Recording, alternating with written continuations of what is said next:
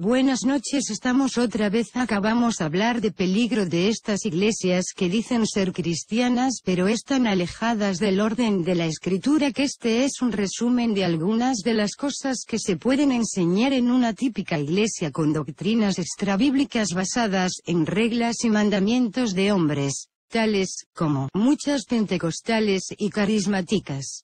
Estas prácticas y doctrinas no están escritas en su declaración de fe, menos sustentadas en el contexto de la Biblia. Por lo general se les oculta a usted hasta que siente que ha sido lo suficientemente adoctrinados. Para eso tenemos al pastor, evangelista y teólogo reformado Isaías González, quien nos va a exponer este asunto muy importante y que lleva mucho peligro para mucha gente. Buenas noches, pastor González.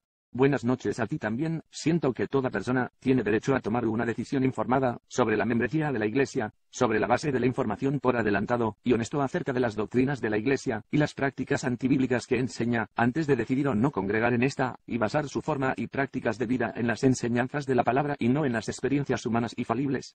Entonces las cámaras son todas suyas, pastor. Hay un punto muy peligroso acá, que es un punto que va contra la libertad humana incluso, y contra la escritura, y es el sometimiento, es decir, el control de comportamiento de parte del pastor a los congregantes. Aprenderá en esta iglesia que Dios ha nombrado a su pastor y que éste tiene autoridad sobre usted, y que deberá presentarse a él con sumisión con el fin de estar en una relación correcta con Dios y que éste lo guiará espiritualmente. Ellos basan esta doctrina del sometimiento indiscutible a los líderes que incluso predican una infalibilidad en sus sermones en el texto de Hebreos 13 verso 17, obedeced a vuestros pastores, y sujetaos a ellos, porque ellos velan por vuestras almas, como quienes han de dar cuenta, para que lo hagan con alegría, y no quejándose, porque esto no os es provechoso. Sin embargo, la Biblia también menciona en el mismo capítulo, el verso 7, acordaos de vuestros pastores, que os hablaron la palabra de Dios, considerad cuál haya sido el resultado de su conducta, e imitad su fe. Así que cualquier enseñanza que sea extrabíblica por parte del predicador u organización no es digno de seguir porque no se rige a la autoridad máxima, la palabra de Dios. Además, el sometimiento es válido después de examinar su conducta y su fe, que debe estar acorde con las Escrituras.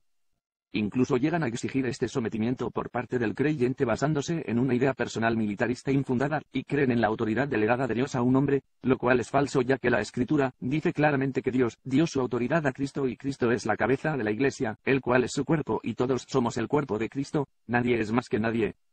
Efesios 1 verso 22,23 y sometió todas las cosas bajo sus pies, y lo dio por cabeza sobre todas las cosas a la Iglesia, la cual es su cuerpo, la plenitud de aquel que todo lo llena en todo. Un ejemplo claro en la iglesia del primer siglo, lo vemos en 1 Corintios 6 verso 1-3, donde Pablo les exhorta, el no haber podido juzgar un caso de inmoralidad en la iglesia. Es decir, que el pastor está a cargo de ser ministro de la palabra, y guía en la iglesia, pero las decisiones en la iglesia lo toma el cuerpo de Cristo, o sea toda la congregación, y el pastor está sometido a los ancianos, que es parte del concilio, y a la iglesia también. Otro ejemplo, lo vemos en Hechos 15, donde algunos gentiles se convierten. Esto originó que haya una discusión entre los judíos celosos de la ley con los apóstoles. Incluso ellos no se creían infalibles, capítulo 15 verso 6, y se reunieron los apóstoles y los ancianos para conocer de este asunto. Una vez más los apóstoles y los ancianos en la toma de decisiones con toda la iglesia, verso 22, entonces pareció bien a los apóstoles y a los ancianos, con toda la iglesia, elegir de entre ellos varones y enviarlos a Antioquía con Pablo y Bernabé, a Judas, que tenía por sobrenombre Barsabás, y a Silas, varones principales entre los hermanos, y los recalcanos, verso 25, nos ha parecido bien, habiendo llegado a un acuerdo, elegir varones y enviarlos a vosotros con nuestros amados Bernabé y Pablo. No es malo poder discernir y estudiar los fundamentos de lo que estás recibiendo, de la palabra de Dios, es importante, y otro ejemplo muy claro, tenemos en los nobles de Berea en Hechos 17 verso 10,11, inmediatamente, los hermanos enviaron de noche a Pablo, y a Silas hasta Berea. Y ellos, habiendo llegado, entraron en la sinagoga de los judíos, y estos eran más nobles que los que estaban en Tesalónica, pues recibieron la palabra con toda solicitud, escudriñando cada día las Escrituras, para ver si estas cosas eran así. Ahora, contrario a este liderazgo de sometimiento al ser humano, la Biblia nos enseña todo lo contrario, una sumisión a lo que dice la Escritura, con las palabras del propio Jesús en Juan 5 verso 39, escudriñad las Escrituras, porque a vosotros os parece que en ellas tenéis la vida eterna, y ellas son las que dan testimonio de mí.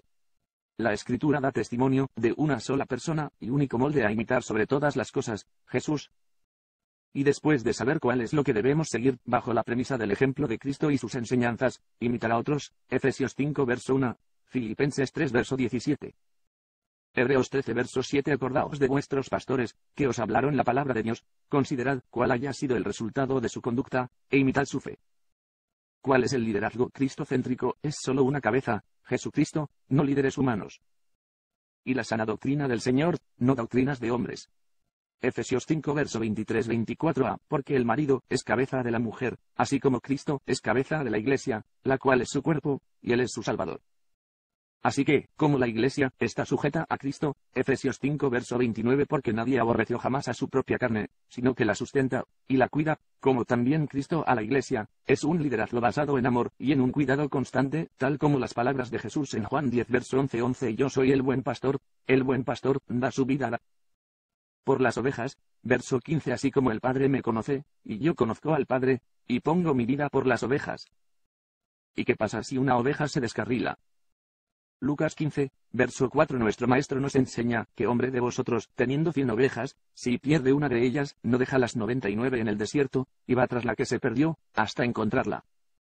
Jeremías 23 verso 1. Ay de los pastores que destruyen, y dispersan las ovejas de mi rebaño, dice Jehová.